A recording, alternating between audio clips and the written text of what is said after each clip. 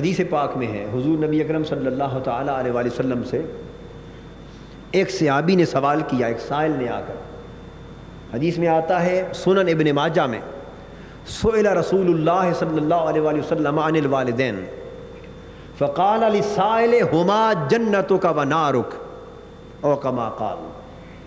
حدیث میں ہے کہ ایک شخص آیا حضور علیہ الصلوۃ والسلام کی بارگاہ اقدس میں، اس نے آ کے پوچھا حضور صلی اللہ علیہ وسلم والدین کے حقوق کیا ہے، یا والدین کے بارے میں کچھ ارشاد فرمائیے۔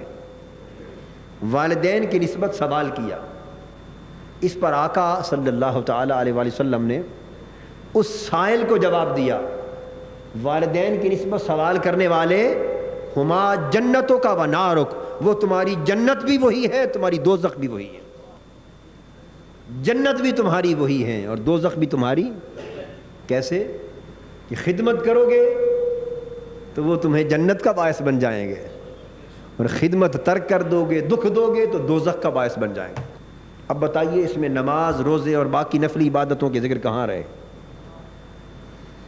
اس حدیث پاک پر اگر کنسنٹریٹ کریں تو پتہ چلا کہ ایک شخص ویسے پوری پنجگانہ نمازیں ادا کرنے والا، روزے رکھنے والا، حج ہر سال کرے، نفلی حج کرے، عمرے کرے، کثرت سے صدقہ خیرات کرے، عالم ہو، عامل ہو، ہر نفلی نیکی اس کے اندر موجود ہو، مگر ماں باپ کا گستاخ، خدا نہ خواستہ ماں باپ کی خدمت نہ کرتا ہو، ماں باپ کا دل دکھی کرتا ہو، تو یہ حدیث پاک بتاتی ہے ہما جنتوں کا و نارک، اس کی ساری عبادتیں اللہ کی بارگاہ میں مقبول نہیں ہوں گی، وہ ان ساری عبادتوں کے باوجود دوزخ میں دھکیل دیا جائے۔ ان اسلام کا جو نظام ہے اس کے احکام آپس میں انٹر لنکڈ ہیں، یعنی ریسیپروکلی ریلیٹڈ ہیں، ایک دوسرے کے ساتھ لازم و ملزوم ہیں، ایک دوسرے پر ان کا انحصار ہے، آپس میں مربوط ہیں۔ یعنی آپ 9 جز کریں اور 10واں جز جو اہم ترین جز ہے وہ چھوڑ دیں اور کلیم کریں کہ 9 اجزاء کی بنا پر بخشش ہو جائے، نہیں۔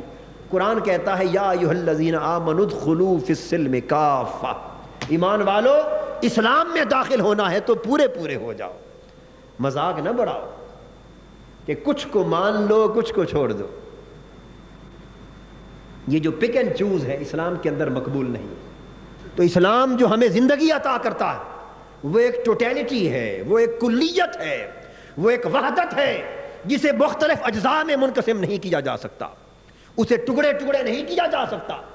اگر ٹکڑے کر دیا جائے تو پھر تو کوئی شخص مسجد کے انسان کے اعتبار سے بہتر ہو،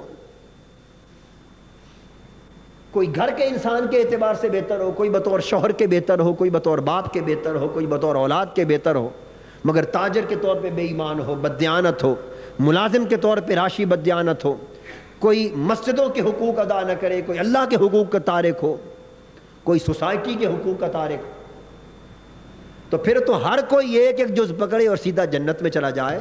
تو اسلام کا جو تصور ہے دین کل ہونے کا وہ تو سارا معدوم ہو جائے۔ اس لیے اسلام کی تعلیمات من حیث المجموع، من حیث الکل قبول ہونی چاہیے۔ تو فرمایا کہ ہما جنتک، اگر تو ان کی خدمت کرے تو وہ تمہیں جنت میں لے جانے والے، ونارک، اور ان کی خدمت ترک کر دے، بے ادبی گستاخی کا مرتکب ہو تو تیری ساری نیکیوں کے باوجود وہ بے ادبی گستاخی اور انہیں دکھ دینا تمہاری دوزخ کا باعث ہوگا۔ ایک اور مقام پر صحیح بخاری اور مسلم میں متفق علیہ حدیثات، ایک صحابی نے حضور علیہ الصلوۃ والسلام کی بارگاہ اقدس میں سوال کیا، فرمایا عرض کیا یا رسول اللہ صلی اللہ علیہ وسلم ای العمل احب الی اللہ، آقا اللہ کو سب سے زیادہ کون سا عمل محبوب ہے؟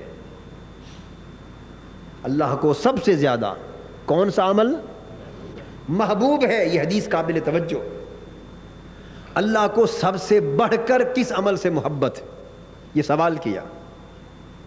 اس پر آقا نے جواب دیا الصلاۃ علی وقتہا، نماز اپنے وقت پر ادا کرنا، اللہ کا محبوب ترین عمل نماز اپنے وقت پر ادا کرنا، محض ادا کرنا نہیں، اپنے صحیح وقت پر ادا کرنا تاکہ صحیح اہتمام قائم رہے۔ اس نے عرض کیا ثم ایون، یا رسول اللہ صلی اللہ علیہ وسلم اس کے بعد؟ نماز وقت پر ادا کرنے کے بعد اب بھی ساری کائنات میں اللہ کا محبوب ترین عمل کیا ہے؟ آقا نے فرمایا بر الوالدین۔ اللہ کی نماز کے بعد پھر ساری کائنات میں سب سے بڑھ کر اللہ کو محبوب عمل والدین کے ساتھ خدمت و اطاعت کی، والدین سے نیکی کے ساتھ پیش آ، بر الوالدین۔ اس نے عرض کیا ثم ایون، آقا اس کے بعد کیا ہے؟ فرمایا الجہاد فی سبیل اللہ، والدین کی خدمت کے بعد اللہ کی بارگاہ میں تیسرے درجے کا مقبول عمل اللہ کی راہ میں جہاد کرنا ہے۔ تو کیا معلوم ہوا کہ والدین کی خدمت جہاد سے بھی بولیے افضل ہے، کہ فرمایا لا تعبدون الا اللہ وبالوالدین احسانا، یعنی اللہ نے پہلا درجہ اپنی عبادت کا رکھا، عقیدہ توحید کا رکھا، اپنی عبادت و پرستش کا رکھا، اپنی بندگی اور طاعت کا رکھا، اور اپنی عبادت کے بعد دوسرا درجہ معاملات کے اندر والدین کی خدمت و اطاعت رکھا، حتیٰ کہ اللہ کی راہ میں جہاد کرنے تک کو والدین کی خدمت کے بعد رکھا۔ حضور نبی اکرم صلی اللہ تعالیٰ علیہ وآلہ وسلم نے اس قدر کثرت کے ساتھ والدین کی خدمت کی فضیلت بیان فرمائی جس کا احاطہ نہیں کیا جا سکتا۔ ایک حدیث پاک میں آتا ہے کہ ایک شخص حضور علیہ الصلوۃ والسلام کی بارگاہ اقدس میں حاضر ہوا، عرض کیا آقا مجھے اجازت دیجئے میں جہاد پر جانا چاہتا ہوں، اجازت دیجئے میں جہاد پر جانا چاہتا ہوں۔ اب آپ اندازہ فرما لیں کتنی بڑی نیک خواہش ہے۔ اگر کسی کے اندر یہ آرزو ہو تو کوئی امکان ہے اس بات کا کہ حضور علیہ الصلوۃ والسلام اس کو منع فرما دے؟ ظاہراً کوئی امکان ہے کہ منع فرما دے؟ نہیں۔ عرض کیا حضور میں جہاد پر جانا چاہتا ہوں، اجازت دیجئے۔ اس پر آقا صلی اللہ تعالیٰ علیہ وآلہ وسلم نے فرمایا کہ کیا تمہارے والدین ہیں؟ کیا تمہارے والدین ہیں؟ عرض کیا یا رسول اللہ صلی اللہ علیہ وسلم جی ہاں زندہ ہیں، جی ہاں زندہ ہیں۔